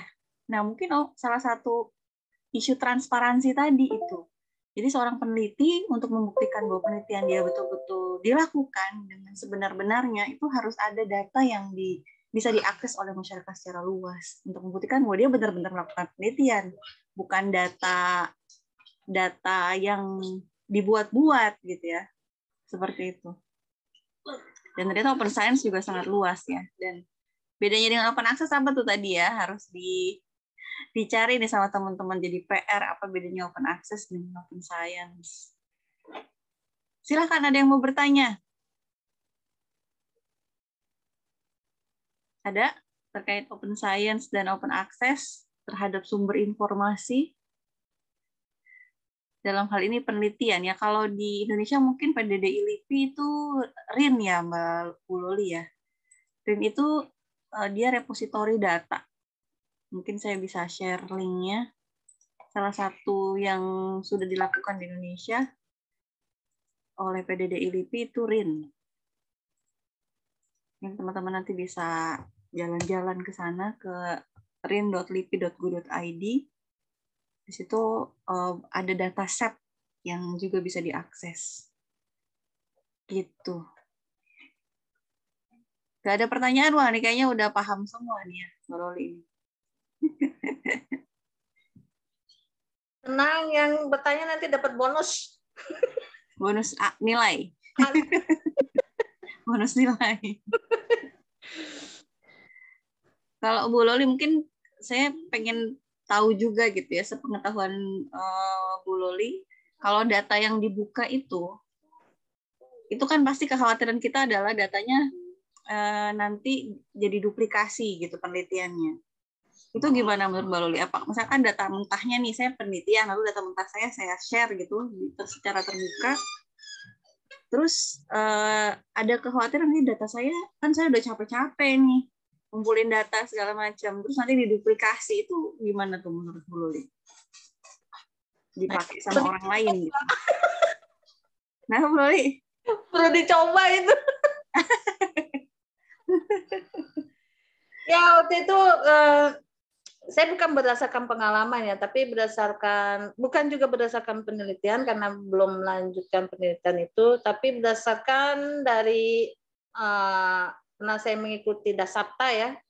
Dasapta waktu itu mengadakan seminar di Perpustakaan Nasional terkait Open Science, dan dia memang ada salah satu peserta yang menyatakan pertanyaan persis seperti yang dibilang oleh Bu Fahma ya. Jawaban dari Dasapta justru disitulah nanti terlihat bahwa ternyata datanya itu memang sama. Nah, nanti kan bisa saling kolaborasi. Jadi kekhawatiran itu sebetulnya tidak penting, tidak perlu gitu. Menurut Dasapta ya, dengan gayanya gitu kan, Dasapta juga kalau ngomong kan gitu ya. Mungkin Bu Pama juga udah pernah dengar gitu. Itu justru bisa saling kolaborasi gitu loh. Jangan-jangan apalagi satu keilmuan. Nah, kalau misalnya beda keilmuan kan berarti bisa multi gitu kan. Bisa disiplin interdisiplin dan sebagainya. Nah, menurut dia gitu. Nah, tetapi yang lebih terus kemarin tuh dipertanyakan kembali ya, kalau satu keilmuan, kalau enggak. Tapi nggak mungkin juga kalau datanya itu sama kalau tidak satu keilmuan kan gitu. Misalnya memang ini aja ya, bukan contoh dari Dasapta. Misalnya ada mahasiswa beda keilmuan. Ya kebetulan karena saya di manajemen pendidikan ya. Mahasiswa JIP meneliti tentang layanan perpustakaan di sekolah. Nah, kemudian ada anak MP. Anak MP juga meneliti tentang layanan perpustakaan di sekolah. Dan saya lihat datanya sama, Mbak. Saya bingung itu. Tapi kalau saya mau jujur gimana nih anak nih, tapi nggak jujur gimana itu, jadi saya terjadi kegalauan juga. Nah, kalau misalnya ada semacam bank kayak begitu kan, berarti kan nanti bisa ya kolaborasi gitu ya. Jadi ibaratnya tidak menduplikasi ya. Kan yang dikhawatirkan dalam penelitian itu ada duplikasi. Tapi kalau saling kolaborasi malah bagus. Nah, mungkin contohnya seperti itu. Tapi yang jadi persoalan apakah skripsi itu bisa seperti itu? Kan belum tentu juga. Kecuali kalau misalnya kita penelitian individu ya di luar skripsi ya misalnya. Bisa juga mungkin. Mungkin itu yang bisa saya jawab, Mbak. Ya, betul-betul. Jadi data yang dibuka itu bisa untuk pengembangan ya. Bisa dilanjutkan begitu. Dan justru mungkin malah jadi nggak duplikasi karena kan open science itu semuanya dibuka gitu. Jadi orang nggak bisa nulis ulang apa yang udah ditulis oleh orang lain ya, tapi datanya bisa diolah kembali mungkin dari perspektif yang berbeda misalnya ya. Atau dikembangkan, ditambah, disempurnakan seperti itu. Jadi open science ini another level of open access yang bisa mempercepat perkembangan ilmu pengetahuan gitu ya Mbak Loli ya. Kira-kira seperti itu. Iya, kira-kira seperti itu. Secara teori sih seharusnya seperti itu. Tapi di Indonesia betul saya tadi sepakat yang Bu Loli bilang terkait dengan regulasi, payung yang membuat kita merasa aman gitu ya, membuka data mentah kita yang sudah kita susah payah kumpulkan gitu untuk penelitian kita. Kalau nggak ada payung regulasinya ya kita masih takut juga gitu ya, diambil orang terus diolah lagi, enak banget gitu ya dia ngolah tanpa ada regulasi yang membuat peneliti sebelumnya tuh merasa aman gitu ya, seperti itu. Kemudian kapitalisme ilmu, nah mungkin pustakawan adalah salah satu pihak yang merasa harus melakukan perlawanan gitu terhadap kapitalisme ilmu tadi, karena ilmu pengetahuan yang dikomersilkan itu rasanya seperti melukai hati nurani gitu, gimana ya? Kayak kemarin yang artikel yang saya tulis gitu dengan Pak Ade dengan Bu Hikmah yang muat di proceedingnya IEEE, mungkin Mbak Luli juga pernah mengalami gitu ya, ketika kita mau buka full text-nya, kalau yang di library LPP kan terbuka ya, walaupun dia Scopus. Library Philosophy and Practice itu kan bisa dibuka. Jadi saya pernah nulis artikel di situ dan ketika udah dimuat kan seneng banget, begitu kita akses kita bisa dapat full text-nya dan bisa di-download free. Tapi yang di IEE ini itu nggak bisa dibuka, Mbak Loli. Jadi untuk saya baca yang udah dimuat di proceeding itu harus bayar, harus berlangganan dulu. Padahal itu tulisan kita sendiri gitu ya. Nggak dikasih akses khusus misalnya untuk autor gitu misalnya. Jadi kita harus ngajuin dulu berlangganan ke UIN tolong bukain. Baru kita bisa baca tulisan kita sendiri. Jadi penulis pun harus bayar untuk bisa akses tulisannya sendiri yang dimuat di situ. Ini kan salah satu bentuk apa ya? Kegeraman kita ya terhadap kapitalisme ini. Tapi ya itulah bisnis ya. Bisnis informasi seperti itu. Kenyataannya begitu. Jadi informasi itu bisa dijual dengan harga yang sangat tinggi. Menarik ini bagi pustakawan adalah isu yang sangat menarik. Iya. Yuk teman-teman, ada yang mau sharing atau nanya-nanya nih, mumpung ada pustakawan senior kita nih di UIN Jakarta. Jarang-jarang kan bisa ketemu sama beliau secara langsung dan berdialog. Ada yang mau bertanya atau sharing boleh ya, nggak harus nanya juga ya. Iya, sharing aja. Izin bertanya. Maaf, saya bukan senior ya. Kayaknya kesannya kalau senior itu tua banget ya.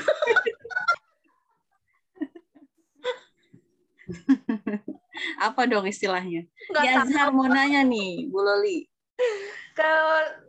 Kalau senior berarti kan ada yang lebih senior lagi sebenarnya. Oh, ya. Macam Bu Ulfa, ya, kemudian ada Bu Lilik. Bu Lilik itu di atas saya. Kemudian Pak Amrullah gitu. Itu senior itu. Nah, baiklah. Iya, terus ya apa Bu Alfida dulu ya. Sekarang udah beralih ya. Jadi fondasi awal tuh Bu Alfida, Bu Siti Mariam, Bu Ulfa, Bu Agus, Pak Agus ya. Bu Lilik. Nah itu segeng itu semua. Ya, seangkatan ya. Pak senior berarti, Bu Loli. Oke. Ya, Azhar mau nanya nih, Bu Loli. Ya, gimana? Silakan Azhar. Bu, kan open science itu membiarkan data menjadi transparan dan lebih terbuka ya. Saya mau bertanya Bu, kalau misalkan mungkin banyak beberapa penolakan dari open science itu dari beragam peneliti maupun dosen maupun sivitas akademika lainnya lah. Terus misalkan ada lah kayak yang menutup hasil penelitian beliau, hasil penelitian mereka, atau mungkin penelitian itu berbayar, maksudnya karya penelitian mereka berbayar dan kita harus membayarkan beberapa sejumlah uang segala macam seperti itu. Tapi mungkin kan ada namanya aplikasi kayak Crack gitu ya, aplikasi bajakan yang mungkin bisa membajak artikel itu dengan mudah gitu, tanpa harus kita beli lah, kita harus bayar lah, terus kita harus apa ya lah, pokoknya tanpa perlu membayar data-data dari penelitiannya mereka lah, kayak gitu sih. Terus yang kedua, kalau misalkan open science ini tidak dijalankan dengan baik di Indonesia, pastinya banyak banget mungkin dari akademisi sendiri kayak menggunakan jalur ilegal gitu, kayak mengambil data mungkin menggunakan jalur cybercrime atau gimana untuk mungkin penelitiannya dari mereka juga, atau mungkin dari teman-teman, atau mungkin dari data-data mentahnya yang seharusnya itu ditutup tapi dipaksa terbuka dengan ahli IT-nya mereka atau programmingnya mereka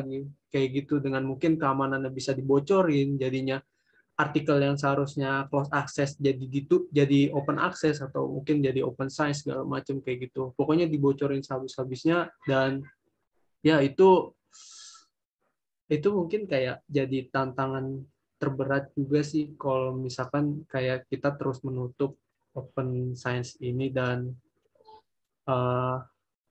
itu sih Bu pendapat. Ribet amat ya nyusun kalimatnya gitu sih Bu. Iya, bisa ditangkap pertanyaannya Azhar. Iya. Ini juga isu lama ya Mbak Loli, silakan. Iya. pendapatnya? Kayaknya Azan nih nanti jadi hacker terberat. Hacker tapi yang positif ya, Azhar ya. Insya Allah. Iya. Apa ya? Kalau kita sebagai pribadi sih bisa aja melakukan seperti itu ya. Tapi kan kita bicara sebagai lembaga. Misal contoh, ini entah masuk jawaban saya atau tidak, nanti diperbaiki aja. Kalau misalnya sebuah lembaga, misalnya perpustakaan ya, perpustakaan apalagi perguruan tinggi, apalagi UIN, ngeri banget. Mengambil data melalui melalui ya pakai software apalah gitu misalnya, terus dimasukin ke data kita, dimasukin ke database kita menjadi milik kita, dimasukin ke database itu di bawahnya lagi opak kita, dijadikan milik kita, nggak usah beli, ngapain sih beli, tinggal aja pakai software kemudian ngambil terus masukin ke dalam opak kita. Misalnya contohnya lagi lebih real. Ya, tadi kan Bu Fama udah bilang tuh ya, beliau aja penulis udah beli. Nah gimana supaya karyanya Bu Fama itu dimasukkan ke database-nya UIN, database koleksi dalam hal ini ya. Maling nggak tuh? Bisa diklaim deh, bisa diklaim. Jadi tidak bisa juga kita melakukan seperti itu.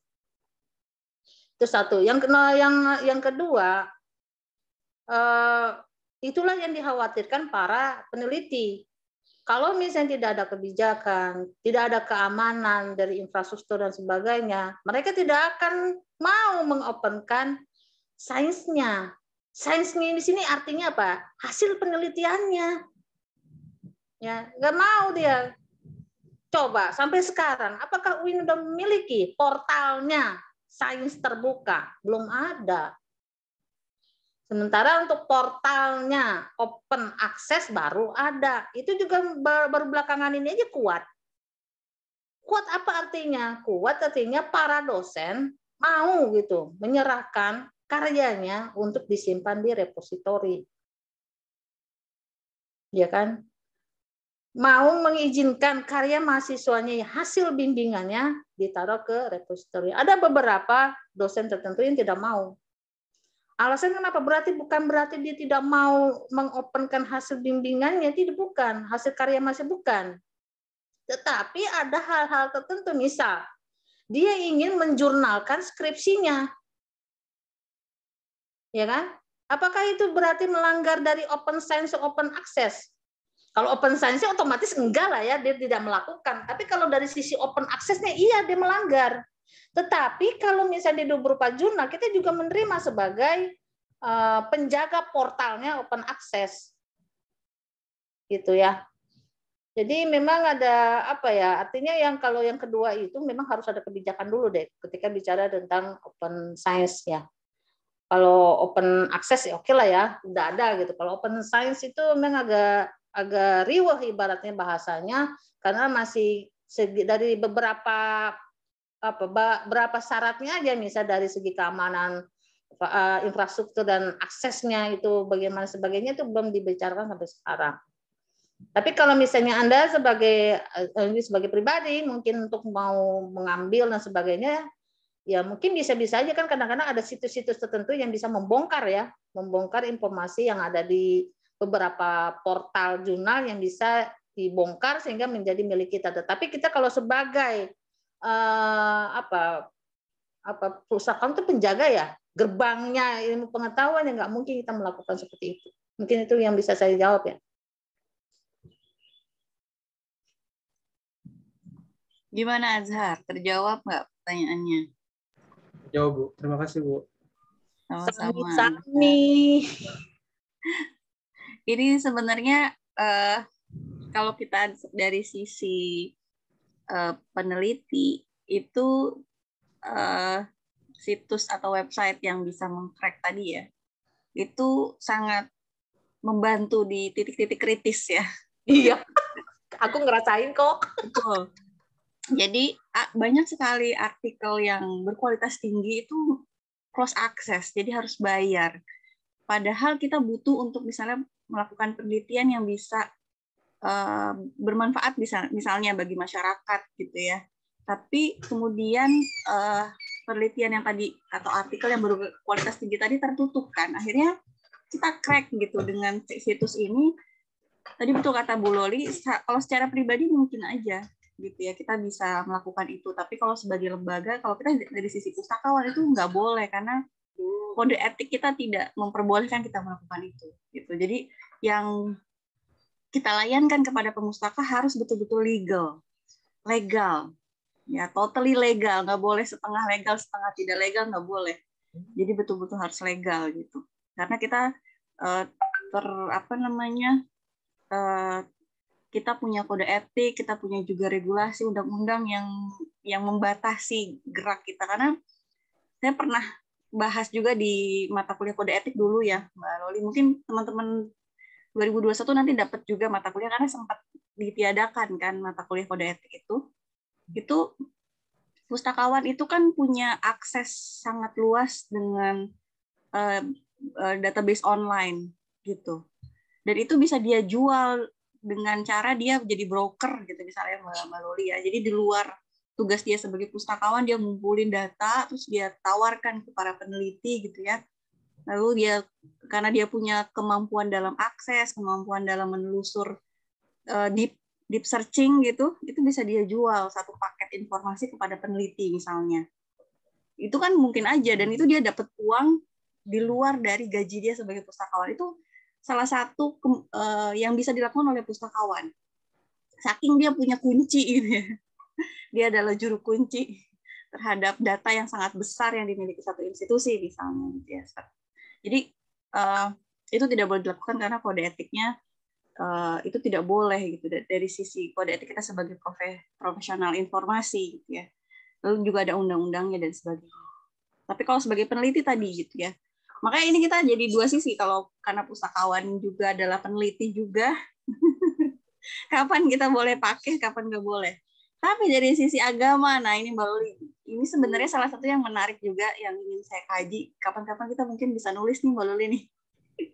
Dari sisi fikih misalnya ya, terkait dengan sihab dan sebagainya itu kira-kira kalau kita neliti, tapi terus pakai crack tadi, ya, apakah itu dibolehkan dalam sisi religi gitu, dari sisi agama gitu, diperbolehkan atau enggak fikihnya misalnya.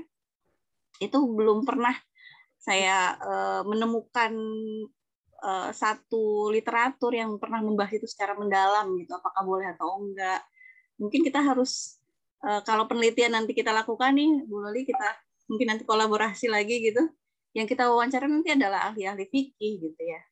Bagaimana mereka melihat kapitalisme ilmu ini dari sisi Islam gitu ya, seperti itu diperbolehkan atau tidak. Karena kalau di ekonomi kan banyak sekali ijtihad, fatwa-fatwa yang sudah dikeluarkan oleh Majelis Ulama Indonesia misalnya terkait dengan perkembangan muamalah di aspek ekonomi misalnya. Banyak hal-hal baru kan, kayak misalnya cicil emas, itu kan udah dikaji mendalam. Ya, jadi produk cicil emas itu dikeluarin setelah keluar fatwa MUI, dibahas secara mendalam. Nah, kalau dari sisi informasi, gimana nih para peneliti gitu ya? Boleh nggak kita pakai itu? Karena kita peneliti Muslim, kita adalah pustakawan Muslim, kita juga harus melihat itu sebagai salah satu aspek yang harus kita, ini haram atau halal gitu ya datanya. Karena terus terang saya juga pernah pakai, karena datanya itu penting banget untuk kayak apa ya, kayak teori inti yang dikembangkan gitu di literatur itu. Jadi kalau misalnya nggak dipakai, itu nanti dia penelitiannya jadi kurang bagus gitu ya. Kira-kira seperti itulah kurang lebih bayangannya waktu pakai sihab itu ya, sihab kayak gitu. Nah ini juga jadi salah satu kalau kita sama saya dan Mbak Loli bicara sebagai pustakawan atau information professional itu tidak boleh. Tapi sebagai peneliti, nah itu beda lagi ya ceritanya ya Bu Loli ya. Seperti itu. Gitu Azhar. Itu mungkin teman-teman jadi satu pemikiran kritis ya terkait dengan ini. Kalau dari sisi kita sebagai information professional, banyak mungkin tidak hanya sihab ya, banyak juga website-website lain yang dia kalau teman-teman baca sejarahnya itu kan yang bikin itu kan orang Rusia ya, si Hub itu. Perempuan, dan dia udah berkali-kali dituntut, tapi kemudian akhirnya dia bikin baru gitu ya. Jadi dia pindah, diganti apanya tuh, Azhar mungkin lebih paham ya. Domainnya, Bu. Domainnya diganti, jadi ditutup nih, di ban, ganti domain, jadi ada baru lagi. Jadi nggak pernah mati sih Hub tuh, gitu. Cuma pindah domain aja. Sampai seperti saking dia geramnya itu tadi dengan kapitalisme ilmu tadi. Kenapa sih penelitian-penelitian yang berkualitas tinggi itu ditutup gitu dan harus bayar gitu. Dan orang-orang yang bisa akses ya yang punya uang aja gitu, yang nggak punya uang yang nggak bisa akses. Padahal pengetahuan kan buat semua, knowledge for all, information for all. Nah ini yang jadi masalah. Tapi itu tadi informasi kan bisa diuangkan, itu masalahnya. Jadi salah satu sumber keuangan juga dan ternyata nilainya sangat tinggi gitu ya, seperti itu. Oke, silakan Mbak Lili, belum gabung ya? Belum kayaknya, nih kemana tuh orang tuh? Oh, ini masih ada pertanyaan Mbak Lili. Aduh, saya lupa nih. Dari Ihsan, izin bertanya bagaimana para peneliti yang telah mempublikasikan hasil penelitiannya agar dapat terhindar dari isu-isu open science. Nah, gimana tuh Bu Lili? Terhindar dari isu-isu open science. Penelitiannya kurang siap. Ini maksudnya dia nggak mau open science gitu ya, Ihsan ya? Dia tetap open science, Bu. Tapi ya terhindar dari itu-itunya, takut ada kapitalisme lagi, segala macem gitu. Oh iya, oke. Supaya nggak, misalnya terhindar dari duplikasi gitu-gitu ya. Pokoknya terkait isu-isu kalau dibuka. Bu. Gimana tuh Bu Loli? Ya belum siap ya jawabannya kan gitu. Mudah banget ya jawabannya, ya berarti belum siap. Contohnya jangan jauh-jauh deh, saya sendiri aja lah ya. Misalnya saya sendiri, misalnya ketika waktu itu saya S3, apakah saya siap untuk open science-kan penelitian saya? Saya siap insya Allah, tetapi itu tadi ada wadahnya tidak, portalnya seperti apa dan sebagainya. Kalau misalnya naruh sains itu walaupun PDI LIPI sudah menyiapkan, ya tapi kan kita tetap percaya sama lembaga kita sendiri kan, intinya gitu. Nah, sebagian besar saya rasa peneliti, terutama ya yang ada di masing-masing lembaga perguruan tinggi, rata-rata menginginkan portalnya sendiri. Tetapi minimal kan dia udah mengakseskan, itu udah minimal banget. Kalau misalnya kedua peneliti, kalau misalnya peneliti itu tidak mau keduanya, itu berarti nggak wajar. Dia nggak mau mengakseskan, dia nggak mau akseskan, dan kemudian dia nggak mau open science kan, itu berarti dia ada sesuatu hal yang perlu dipertanyakan dari hasil penelitiannya, gitu. Itu jawaban saya mungkin seperti itu deh. Jadi intinya adalah tidak mungkin seorang peneliti itu tidak melakukan kalau memang sudah tersedia sarananya. Kalau misalnya sekarang ini belum tersedia, tapi kan minimal udah ada portal aksesnya, berarti kan dia harus melakukan akses, ya kan, menaruh penelitiannya di open access kan, walaupun mungkin belum di open science kan, karena terkait itu tadi portal dana infrastrukturnya dan sebelum ada. Jangankan di Indonesia, Malaysia aja misalnya. Waktu itu yang waktu saya ikut ke paper itu kan yang bicara itu dari Malaysia, namanya profesor apalah ya. Pertanyaan saya simpel banget. Pertanyaan saya cuma begini, walaupun pakai bahasa Indonesia, dia pakai bahasa Inggris ya. Tapi dia paham kok, orang dia juga orang Indonesia juga. Pertanyaan saya cuma simpel. Ibu menyatakan open science harus begini, bla bla bla. Iya, ideal banget. Tapi apakah di tempat Ibu Malaysia sudah melakukan? Dan dia tidak bisa menjawab. Oh ya, artinya siapa? Sama aja dong. Artinya dia memang tidak menjawab karena infrastrukturnya belum kuat. Ketika misalnya nanti ke depan, insya Allah 5 tahun ke depan misalnya, UIN sudah infrastruktur bagus ya dari segi internet, keamanan data, sebagainya, kan sekarang ada digital information-nya udah bagus dan sebagainya. Nah itu mungkin saya rasa semua dosen juga mau meng-open science kan. Mungkin itu deh ya. Jadi keuntungannya udah jelas, itu bagi peneliti sendiri bisa kolaborasi ya, dan keuntungan dari lembaga udah jelas, dia bisa berkembangnya pertumbuhan pengetahuan itu lebih cepat gitu ya. Dan kerugiannya saya rasa tidak ada kerugian. Tidak ada kerugian. Kalau misalnya keamanan dan sebagainya itu tidak ada, itu merupakan suatu kerugian. Tapi kalau misalnya sudah aman, sudah settle dan sebagainya, saya rasa itu suatu keuntungan. Gitu. Baik Bu, terima kasih atas informasinya. Sama-sama. Pinter-pinter mahasiswanya. Saya jadi tekan. Amin, amin. Bu, saya izin bertanya. Ya, silakan. Ya, silakan. Kan Iya. open access, open science itu kan ada yang berbayar gitu ya Bu ya. Terus uangnya itu untuk penulis atau untuk sistemnya Bu? Kalau kita berlangganan. Open science, namanya open berarti tidak bayar ya, Dek? Yang berlangganan itu apa Bu? Justru dengan adanya open science itu untuk membongkar ya. Membongkar bahasanya. Biar kita bukanya gratis. Meminimalisir adanya apa? Keuangan-keuangan yang harus dikeluarkan untuk mengopenkan sebuah informasi. Bahasanya susah amat sih. Intinya gini. Intinya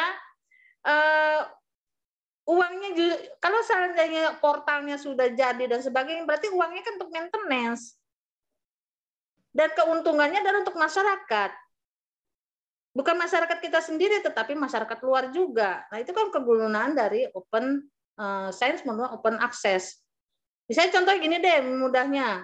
Ketika waktu itu, mungkin Anda belum kuliah kali ya, tahun berapa tuh? Yang booming-boomingnya belum open, jangankan open science, open access saya. Tahun berapa tuh? 2000 ke bawah, 2005 ke belakang deh ya. Yalah 2005 ke belakang. Waktu itu orang sangat sulit untuk mengakses skripsi. Itu kan berarti merugikan siapa? Merugikan masyarakat luas kan? Dan merugikan lembaganya sendiri karena tidak terlihat hasil perkembangan pengetahuannya. Nah, uangnya untuk apa? Kalau misalnya uangnya adalah untuk membangun portal itu. Jadi ada anggaran-anggaran tertentu untuk membangun portal, ya, membangun portal. Kemudian dari anggaran itu untuk kebermanfaat semua orang, gitu. Bahasanya gimana sih, Mbak Fama? Coba dijelasin. Kalau bahasa keuangan tuh agak susah, agak sensitif. Artinya gini, apa ya? Agak sensitif kalau bahasa uang ya. Artinya ketika misalnya kita ingin membangun suatu portal, baik itu open access maupun open science, otomatis kita perlu dana lah ya. Nggak mungkin kita nggak perlu dana, ya kan? Nggak mungkin ya. Ya, gunanya apa ya? Gunanya untuk diri kita, untuk sifat kita, kemudian untuk masyarakat luas. Nah, uangnya untuk itu, untuk ke maintenance larinya. Mungkin seperti itu. Coba diperjelas, Mbak Bu. Gimana sih? Nah, ini mungkin teman-teman tadi ada yang salah memahami tentang open science. Open science ini justru perlawanan terhadap kapitalisme ilmu tadi, gitu. Jadi justru kalau adanya open science itu membuat ilmu pengetahuan itu terbuka secara luas dan gratis. Nah, yang berbayar itu yang tadi, yang apa namanya, kapitalisme ilmu tadi, yang apa, penerbit-penerbit yang apa namanya, kalau orang mau akses artikel yang dia miliki itu harus bayar, harus akses data, mau akses database itu harus berlangganan dulu baru bisa mendapatkan artikel yang dia inginkan, gitu. Jadi ini open access, open science adalah perlawanan tadi, gitu ya, Via dan teman-teman semua tadi yang sebelumnya juga udah bertanya.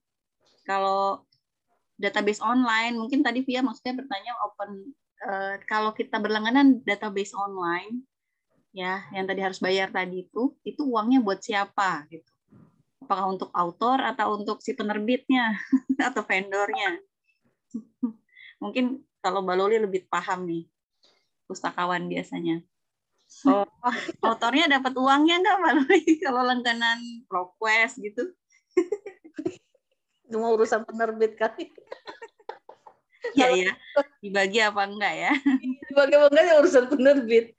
Cuman kan kalau dari sisi dari segi perpustakaannya adalah melanggan, berarti melanggan di jurnalnya. Melanggan di jurnal. Tapi bagus sekali sih, seandainya kita semuanya sudah open science, maka misalnya perguruan tinggi misalnya PTKIN, misalnya ini bayangan saya, mungkin kalau saya salah dikoreksi Bu Pama.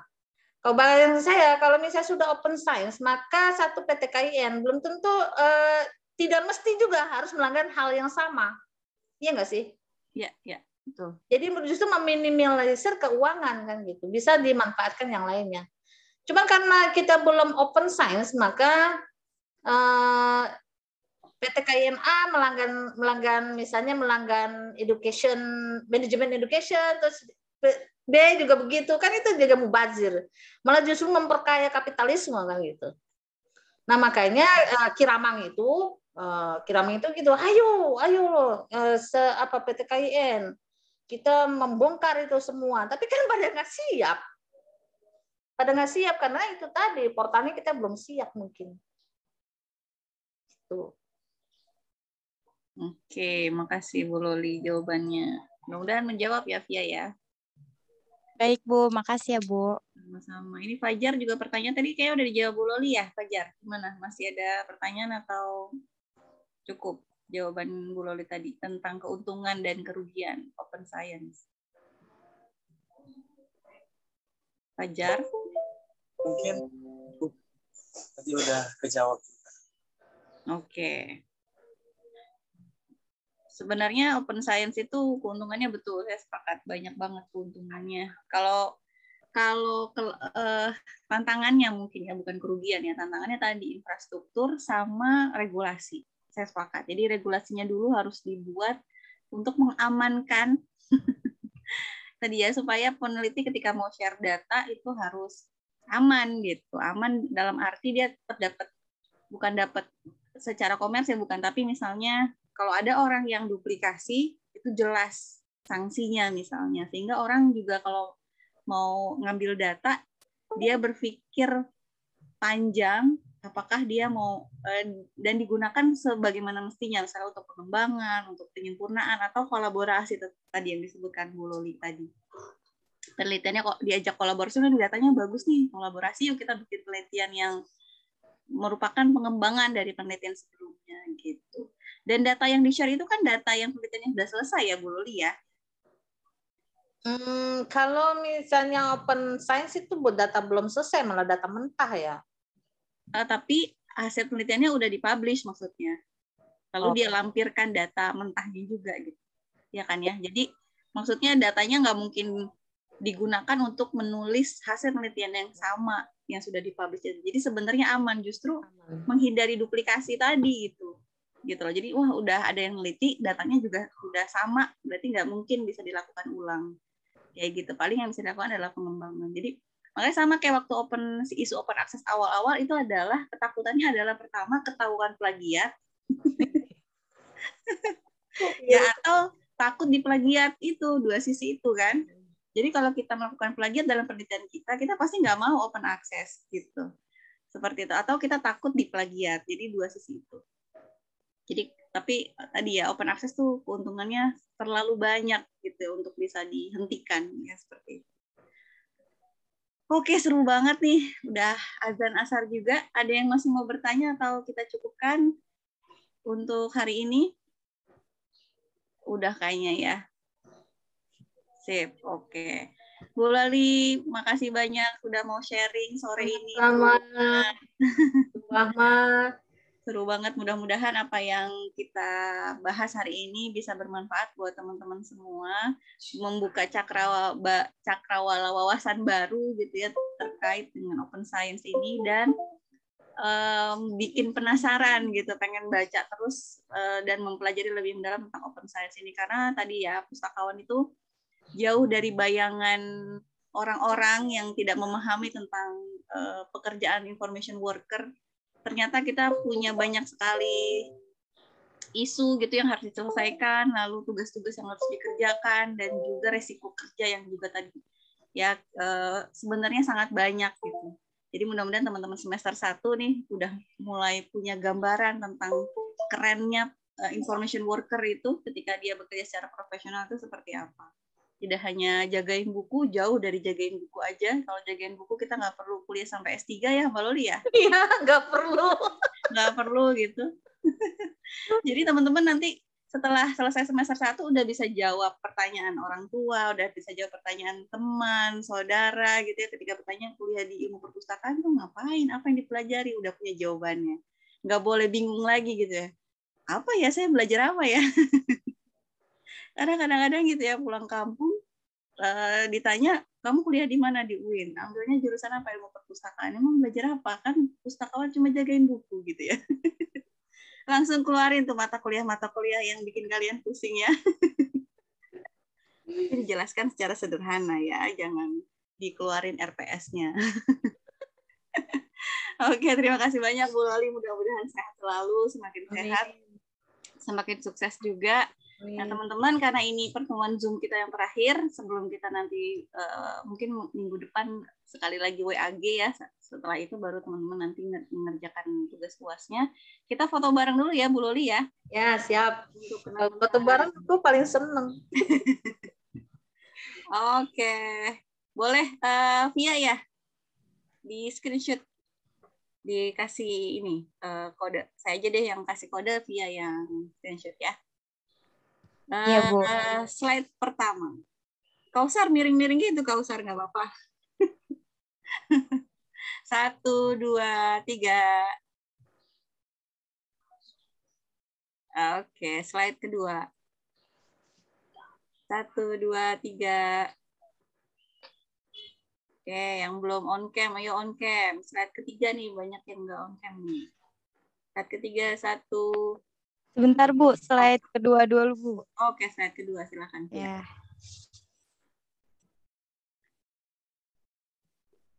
Iya aja yang kasih kode kalau gitu. Muhammad Surya mana? Nggak kelihatan wajahnya. Gantengnya seperti apa? Ibu nggak tahu deh tuh. Sekarang slide ketiga ya.